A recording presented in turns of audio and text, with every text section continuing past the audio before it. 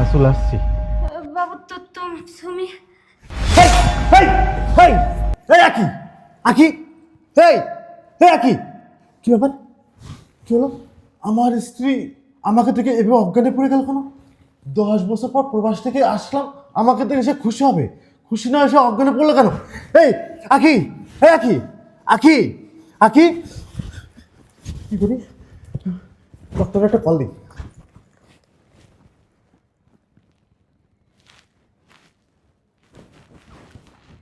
Hello, hello doctor, আমি হচ্ছে উত্তরপাড়ার বাবু বলতেছিলাম। ডক্টর, আমার স্ত্রী অজ্ঞানে পড়ে গেছে। আপনি তো জানেন আমি 10 বছর পর প্রবাস থেকে এই মাত্র আসলাম, আর আমার স্ত্রী আমাকে থেকে খুশি হবে সেটাও না হয়ে সে আমাকে থেকে অজ্ঞানে পড়ে গেছে। কি ইমার্জেন্সি, আসুন আমার বাসায় প্লিজ। আচ্ছা আচ্ছা আচ্ছা, ঠিক আছে, রাখতেছি এখন আমি। আখি, এ আখি, আখি, এ আখি, আখি, পানি।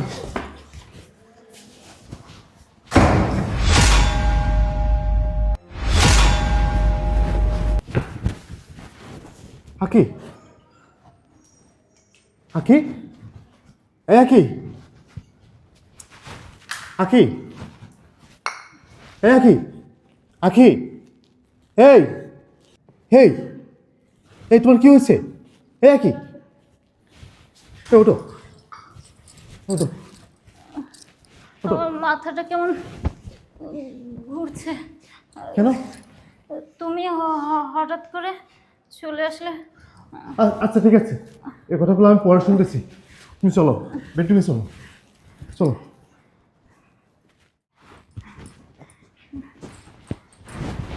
বসো, বসো, বসো।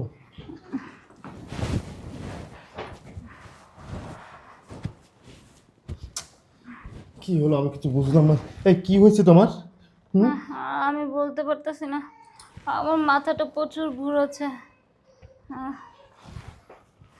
ও, ডাক্তার সাহেব, আসেন আসেন, স্যার বসেন। ডাক্তার সাহেব, আমি 10 বছর পর প্রবাস থেকে আসলাম, আমার স্ত্রী আমাকে দেখে খুশি না হয়ে আমার স্ত্রী আমাকে থেকে অজ্ঞানে পড়ে গেছে। একটু দেখুন না ওর কি হয়েছে, দেখুন না।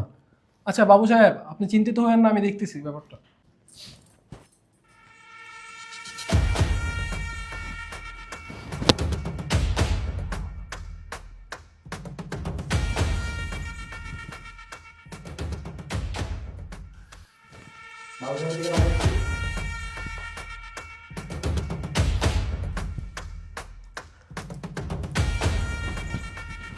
বাবু সাহেব, আপনার জন্য তো একটা গুড নিউজ আছে।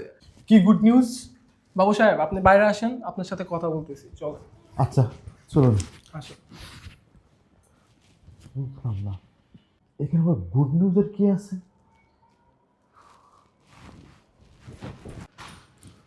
আসেন বাবু সাহেব। কি হয়েছে ডাক্তার সাহেব? আমার স্ত্রী এভাবে অজ্ঞানে পড়ে গেল, আর আপনি বললেন আমার নাকি গুড নিউজ আছে। কি হয়েছে আমাকে একটু বলুন না প্লিজ। আরে আপনি চিন্তিত হবেন না, আপনি তো বাবা হতে চলেছেন। বাবা হতে চলেছে মানে? 10 বছর প্রবাসে, তাহলে আমার স্ত্রী মা হতে যাচ্ছে, এটা কীভাবে সম্ভব? মানে আপনি কি মানে ঠিক কথা বলতেছেন? হ্যাঁ অবশ্যই, আমার 10 বছরের এক্সপিরিয়েন্স, আমি কখনো এটা ভুল করতে পারি না। ও, আচ্ছা আচ্ছা, ঠিক আছে। তো আমাদেরকে মিষ্টিমুখ করাবেন না? অবশ্যই, অবশ্যই আপনারা মিষ্টি মুখ করবেন। দাঁড়ান।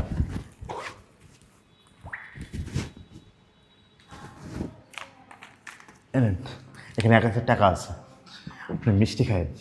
জি অবশ্যই। আর আপনার স্ত্রীর যত্ন নিয়েন, এই সময় ভারী কাজ করা যাবে না, সো একটু যত্ন নিয়েন আর ভালো করে টেক কেয়ার করেন। আচ্ছা আচ্ছা, ঠিক আছে। আমি আসি তাহলে, হ্যাঁ আচ্ছা ভালো ঠিক থাকেন। আছে, আসসালামু আলাইকুম। ওয়ালাইকুম আসসালাম। আমি ঠিক বুঝলাম না, আমি 10 বছর পর প্রবাস থেকে আমি দেশে আসলাম, আর দেশে এসে আমার স্ত্রী আমাকে থেকে অজ্ঞানে পড়ে গেল। এখন ডক্টর এসে বলতেছে সে নাকি মা হতে চলছে, আমি নাকি বাবা হতে চলছি। এটা কীভাবে সম্ভব? আচ্ছা ঠিক আছে, আমি তাকে বুঝতে দিব না যে সে মা হতে চলছে, আমি বিষয়টা দেখব।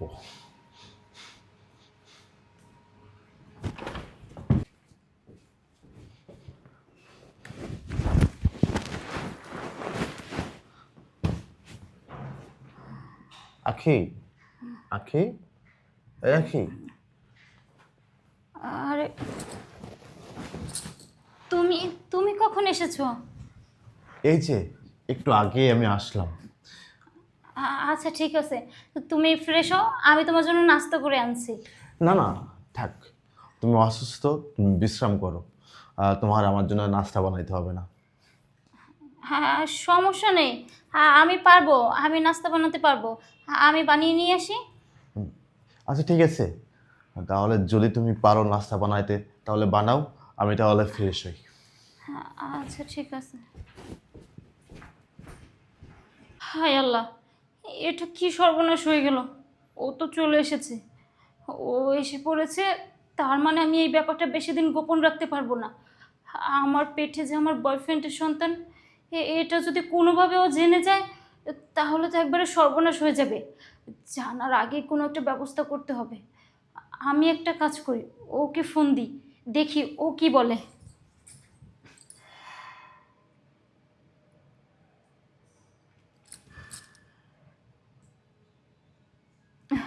হ্যালো।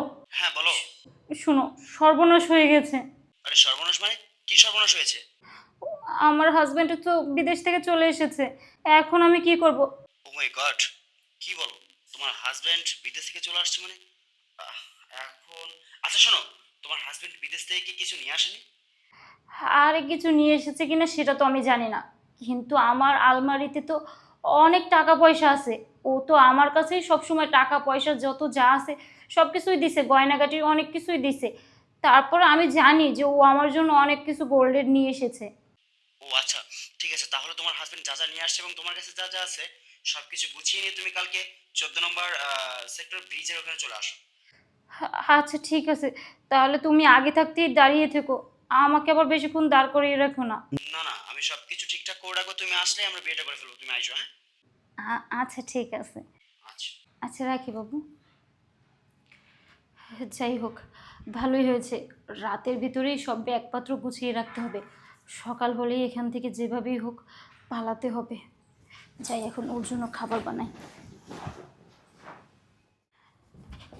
কি ব্যাপার, তুমি কোথায় যাচ্ছ? ফ্রেশ হয়েছো, আমি নাস্তা দেব? না, তোমার এখন নাস্তা দিতে হবে না, আমি একটু বাইরে যাচ্ছি, ওই আমার খালার বাসায় যাচ্ছি। আমি আজকে রাত্রে আসবো না, আর কালকেও আসবো না, আর তুমি বাসায় থেকো।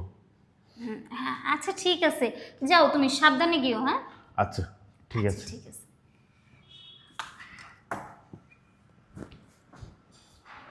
যাক, ভালো একটা সুযোগ পেয়েছি, এই সুযোগ হাতছাড়া করা যাবে না। এখনই গিয়ে ব্যাগপত্র গুছিয়ে বেরিয়ে পড়ি। যাক, ভালোই একটা সুযোগ পেয়েছি।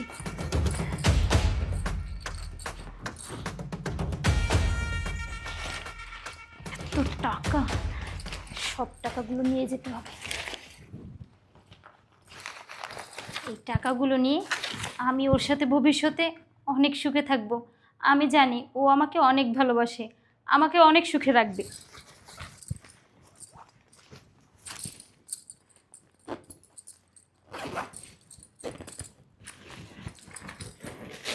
এখন আর দেরি করা যাবে না, দেরি করলে ও আবার চলে আসবে।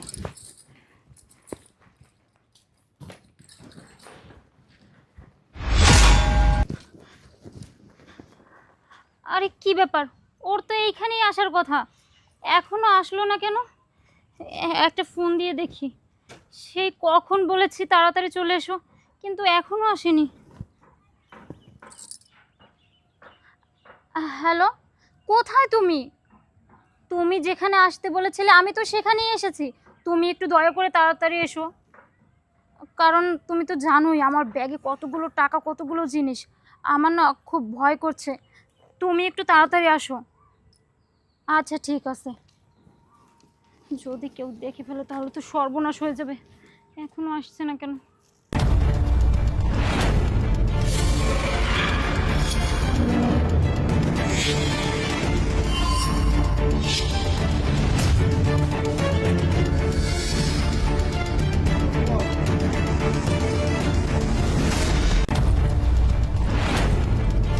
কি ব্যাপার, ও তো এখনো আসছে না। তার মানে কি ও আসবে না? এখন তো খুব টেনশন হচ্ছে, আসছে না কেন? কেউ যদি দেখে ফেলে তাহলে তো সর্বনাশ হয়ে যাবে। আমি যে কি করব, এখনো আসছে না কেন? কয়টা বাজে, এখনো আসছে না।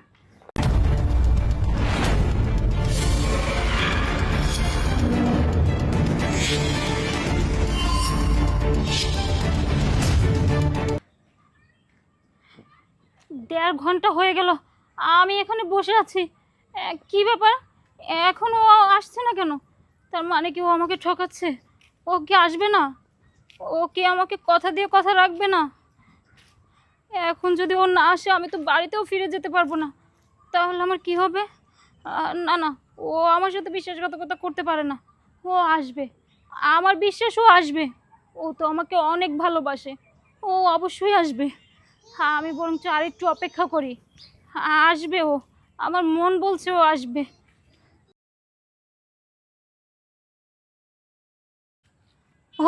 ওই তো, ও চলে আসছে। আমি জানতাম ও আমাকে অনেক ভালোবাসে, পাগলের মতো ভালোবাসে। ও আমাকে ঠকাতে পারে না, ও আসবে।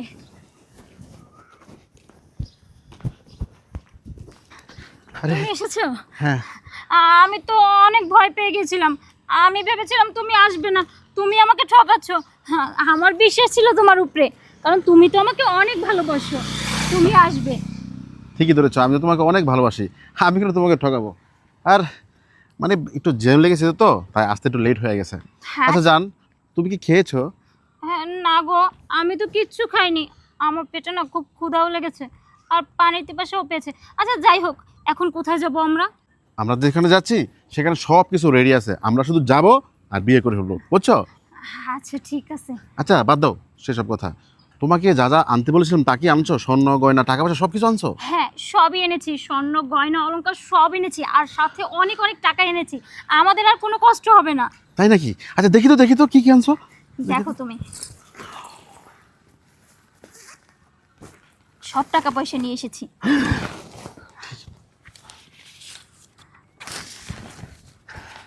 আচ্ছা ঠিক আছে, শোনো, তুমি তো নাস্তা পানি কিছুই করো নাই তাই না? আচ্ছা ঠিক আছে, তুমি এখানে বসো, আমি তোমার জন্য খাবার দাবার কিছু নিয়ে আসি, ঠিক আছে? আর তুমি আমার জন্য এখন খাবার আনতে যাবে? আচ্ছা ঠিক আছে, তাহলে তুমি গিয়ে খাবার নিয়ে আসো। না না, এই ব্যাগটা আমার কাছে থাকুক। এখানে অনেকজন মানুষজন আছে, এখানে অনেক ভয়ের একটা ব্যাপার আছে। ব্যাগটা আমার কাছে থাকুক, তুমি এখানে বসো, আমি খালি যাবো আর আসবো। তুমি এই ব্যাগ নিয়ে খাবার আনতে যাবে মানে? আরে সমস্যা নেই, আমি ব্যাগ নিয়ে বসতে পারবো। দেখেছো তো এতক্ষণ ধরে আমি বসেছি, কোনো সমস্যা হয়নি। হবেও না, তুমি আমার কাছে ব্যাগটা দাও। আরে সোনা জাদু, তোমাকে আমি কত ভালোবাসি, তুমিও তোমাকে ভালোবাসো, তুমি কি আমাকে বিশ্বাস করো না? হ্যাঁ বিশ্বাস করব না কেন? আমি তো তোমাকে অনেক বিশ্বাস করি। বিশ্বাস করি বলেই তো আমার সংসার রেখে আমি তোমার কাছে চলে এসেছি। তাছাড়া তোমাকে আমার একটা খুশির খবর দেওয়ার আছে। কি সেটা? সেটা হলো, আমি তোমার সন্তানের মা হতে চলেছি। কি কি কি তো তুমি কি খুশি হওনি? না না, আমি তো খুশি হয়েছি। তুমি তোমার সন্তানের বাবা হতে চলেছি আমি, এটা তো খুশির সংবাদ। আচ্ছা ঠিক আছে, তুমি এখানে বসো, আমি যাবো আর আসবো, ঠিক আছে? হ্যাঁ আচ্ছা ঠিক আছে, ব্যাগটা সাবধানে রেখো। হ্যাঁ আচ্ছা ঠিক আছে। আচ্ছা ঠিক আছে সোনা জাদু, তুমি এখানে বসো, আমি যাবো আর আসবো। আচ্ছা ঠিক আছে, দেরি করো না কিন্তু। এখানে এমনিতেই কোনো মানুষজন নেই, একটু তাড়াতাড়ি এসো। আচ্ছা জান, আমি যাবো আর আসবো, ঠিক আছে? আচ্ছা ঠিক আছে, টাটা। তাড়াতাড়ি এসো কিন্তু। পাগল একটা, আমি বরঞ্চ এখানে একটু বসি।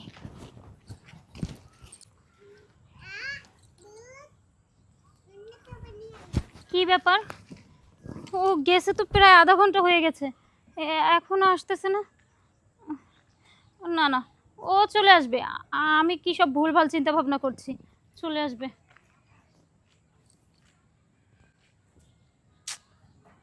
কেমন জানি লাগছে মনের ভিতরে, হ্যাঁ এখনো আসছে না কেন? না না, ও চলে আসবে। হয়তো দোকানপাট বন্ধ, একটু দূরে গিয়েছে, তাই দেরি হচ্ছে। চলে আসবে, আমার তো ওর প্রতি অনেক বিশ্বাস আছে, ও চলে আসবে।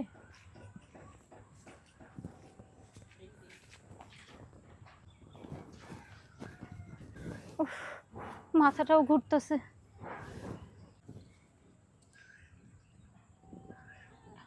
ও তো এইখান থেকে গেছে প্রায় 2-2.5 ঘন্টা হয়ে গেছে, এখনো আসতেছে না। না না, বিষয়টা মোটেও স্বাভাবিক না। ও এখন আসছে না কেন? তার মানে কি ও টাকা পয়সা নিয়ে ও চলে গিয়েছে? ও ও আর আসবে না? না না, এ এ হতে পারে না। আমার বিশ্বাস ও আসবে।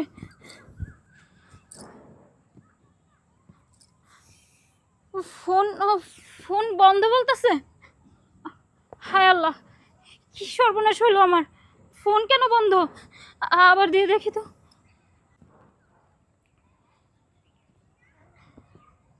কি ব্যাপার? ওর ফোন তো বন্ধ বলছে। তার মানে ও আমাকে এভাবে ঠকালো। ওই ব্যাগের ভিতরে আমার হাজবেন্ডের কষ্টের কত টাকা। আমার হাজবেন্ড সারা বছর বিদেশে কত কষ্ট করেছে, কত কষ্টের উপার্জনের টাকা, সেই টাকা ওই ব্যাগের ভিতরে, ওই ব্যাগের ভিতরে স্বর্ণ অলংকার সব কিছু, সেগুলো নিয়ে ওকে চলে গেল আমাকে ছেড়ে। হায় আল্লাহ, এখন আমার কি হবে? আমি কিভাবে ওর সামনে গিয়ে দাঁড়াবো?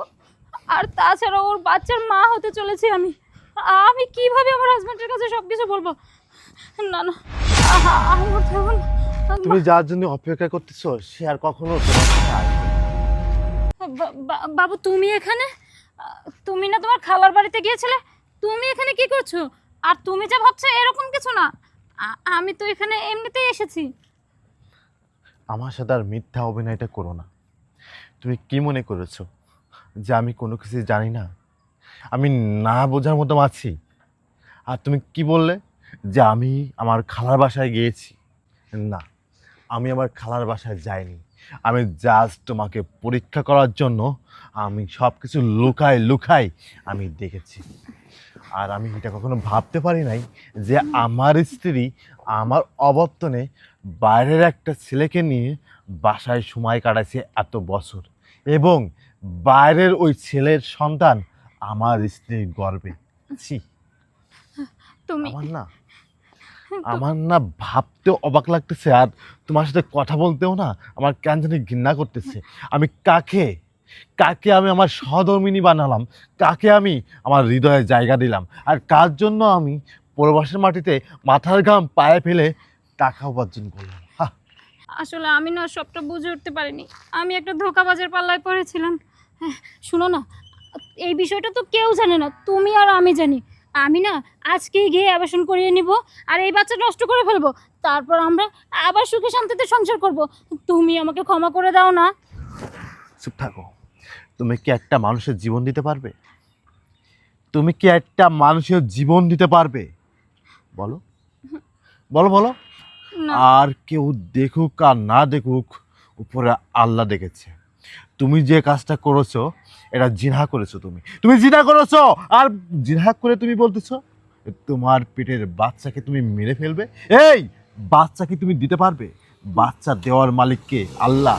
এই একটা বাচ্চার জন্য কত মানুষ রাস্তায় রাস্তায় কান্দে বেড়ায়, আর তুমি কি করছো? তুমি বাইরের থেকে একটা ছেলেকে এনে বাসায় তার সাথে থেকে তোমার গর্বে তার বাচ্চা রাখছো। ছি ছি ছি, তোমার সাথে কথা বলতে না আমার রুচিতে বাড়তেছে।